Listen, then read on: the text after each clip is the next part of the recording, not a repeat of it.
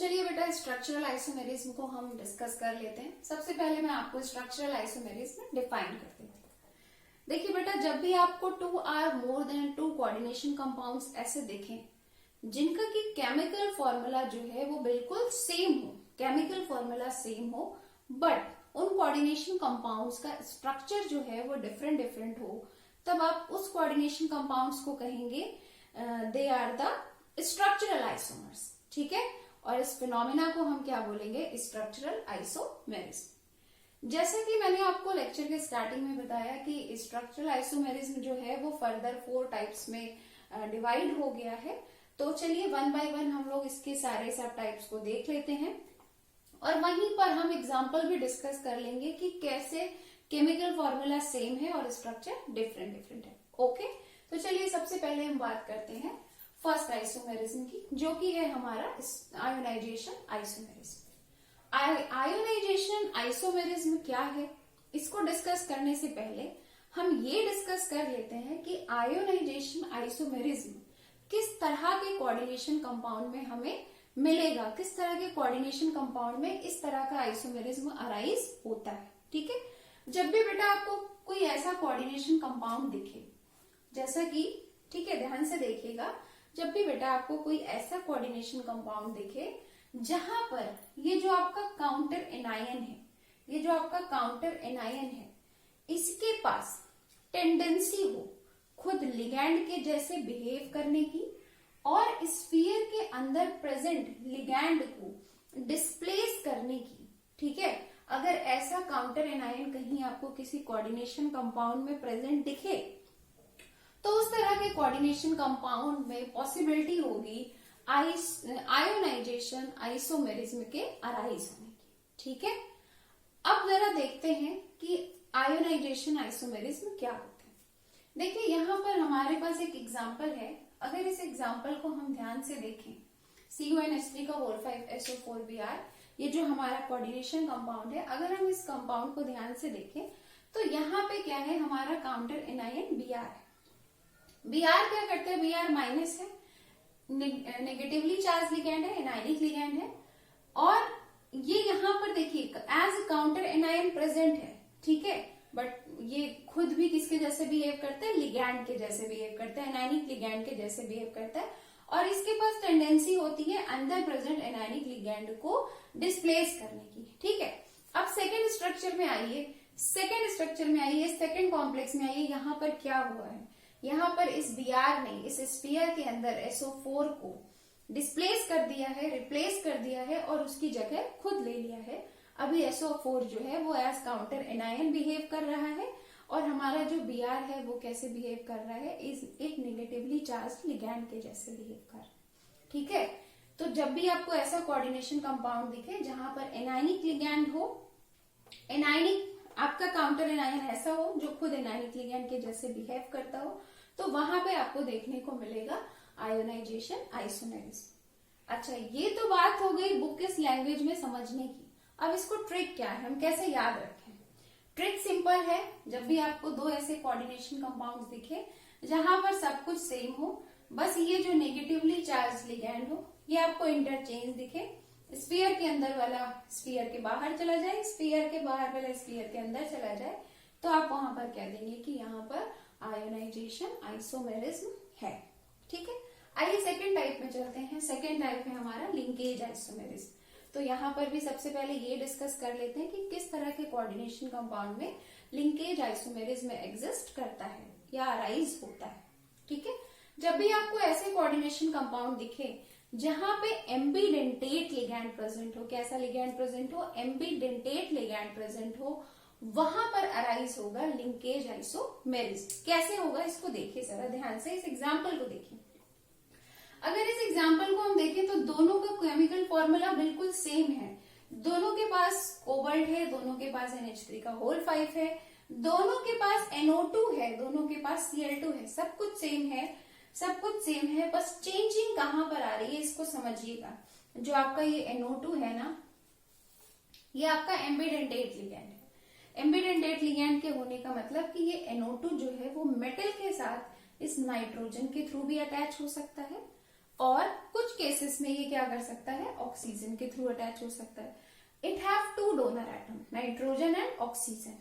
किसी किसी कॉम्प्लेक्स में ये आपको नाइट्रोजन के थ्रू अटैच होता दिखाई पड़ेगा मेटल के साथ, और किसी किसी कॉम्प्लेक्स में ये ऑक्सीजन के थ्रू अटैच होता दिखाई पड़ेगा मेटल के साथ। ठीक है, तो यहाँ पर देखिए एग्जाम्पल में देखिए, यहाँ पर मैंने NO2 लिखा है और यहाँ पर मैंने इसको एज ONO मेंशन किया है। ऐसा क्यों किया है, क्योंकि इस पर्टिकुलर एग्जाम्पल में ये जो आपका नाइट्रीटो है ये अटैच है मेटल के साथ नाइट्रोजन के थ्रू, इसलिए मैंने पहले N को लिखा है। और इस पर्टिकुलर कॉम्प्लेक्स में जो ये आपका नाइट्रीटो है ये मेटल के साथ अटैच है, किसके थ्रू, ऑक्सीजन के थ्रू अटैच। ठीक है, इसलिए मैंने इसको ONO लिखा है। तो जब भी आपको दो ऐसे कोऑर्डिनेशन कंपाउंड दिखें जिनका की केमिकल फॉर्मूला बिल्कुल सेम है, बस जो ये आपका एम्बिडेंटेट लिगैंड है इसका पॉइंट ऑफ अटैचमेंट चेंज हो जाए, जैसे यहाँ नाइट्रोजन के थ्रू अटैच हो गया, यहाँ ऑक्सीजन के थ्रू अटैच हो गया।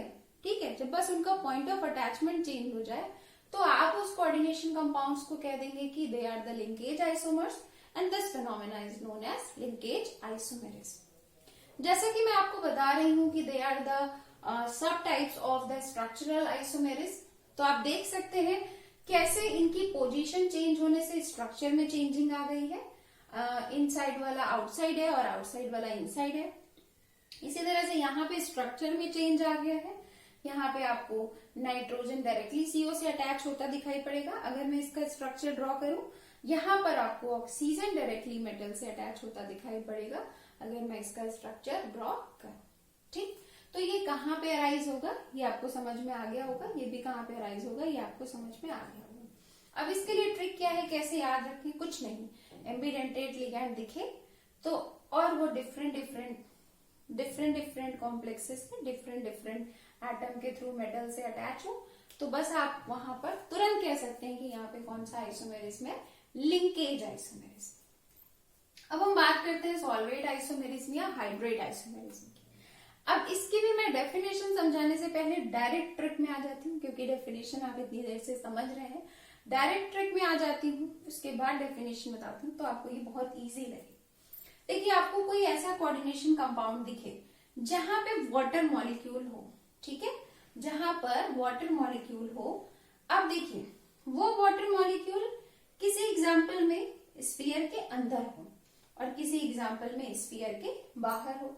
ठीक है, वाटर मॉलिक्यूल किसी एग्जाम्पल में इनसाइड द स्फीयर हो और किसी एग्जाम्पल में आउटसाइड द स्फीयर हो, और आपके कोऑर्डिनेशन कंपाउंड का क्या हो, as always chemical formula same हो, केमिकल फॉर्मूला सेम हो, बट वाटर का पोजीशन आपको डिफरेंट दिख जाए, किसी में इनसाइड द स्फीयर दिख जाए, किसी में आउटसाइड द स्फीयर दिख जाए, तो डेफिनेटली वो आपका कौन सा आइसोमेरिज्म होगा, वो आपका होगा सॉल्वेट आइसोमेरिज्म और हाइड्रेट आइसोमेरिज्म। और इस फिनोमेना को हम क्या बोलेंगे, इस फिनोमेना को हम बोलेंगे सॉल्वेट आइसोमेरिज्म और हाइड्रेट आइसोमेरिज्म। बेसिकली जो कंपाउंड्स होते हैं उन्हें हम आइसोमर्स कहते हैं और फिनोमेना हमारी होती है आइसोमेरिज्म। ओके, तो ये हमारे हाइड्रेट आइसोमर्स हो गए और ये फिनोमेना हमारी कैसी हो गई, हाइड्रेट आइसोमेरिज्म हो गई। ठीक है, तो ये जो हाइड्रेट आइसोमर्स होते हैं इनमें बेसिकली बेटा होता क्या है, कुछ नहीं, जो आपके आउटसाइड द स्फीयर वाले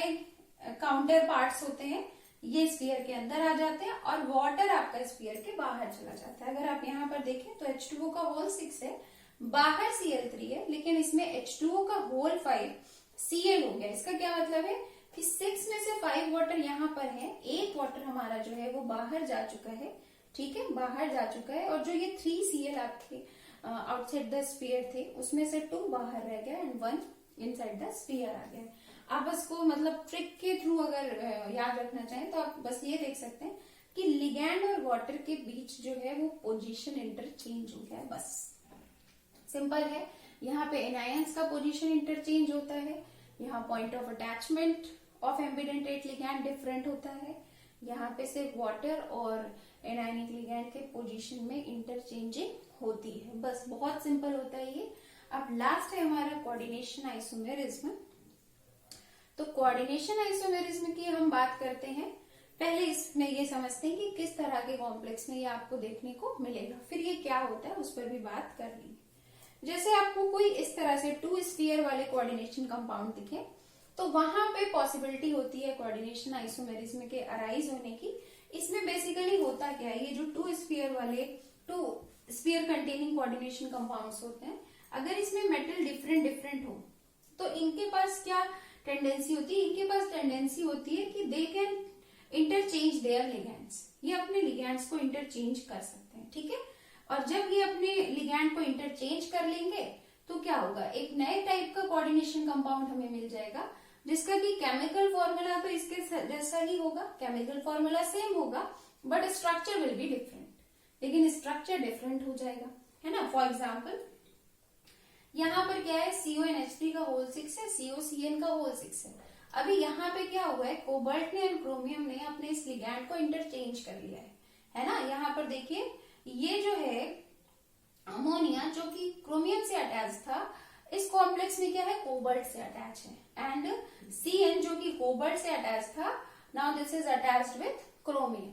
तो इस यहाँ पे हुआ क्या है, यहाँ पे कोबाल्ट एंड क्रोमियम ने, इन दोनों मेटल्स ने बस अपने लिगैंड को इंटरचेंज कर लिया है। तो जब मेटल्स, डिफरेंट मेटल्स जो क्या करते हैं, अपने लिगैंड को इंटरचेंज कर लेते हैं, तो इससे जो हमें न्यू कंपाउंड्स मिलते हैं, इन्हें हम बोलते हैं coordination isomers, and this type of phenomena is known as coordination isomerism. तो यहाँ पर हमने कंप्लीटली डिस्कस कर लिया है स्ट्रक्चरल आइसोमेरिज्म को। अब हमारा क्या बचा है, स्टीरियो आइसोमेरिज्म। तो स्टीरियो आइसोमेरिज्म को हम डिस्कस करेंगे नेक्स्ट लेक्चर वीडियो में। मिलते हैं नेक्स्ट लेक्चर वीडियो में। Have a nice day, thank you so much.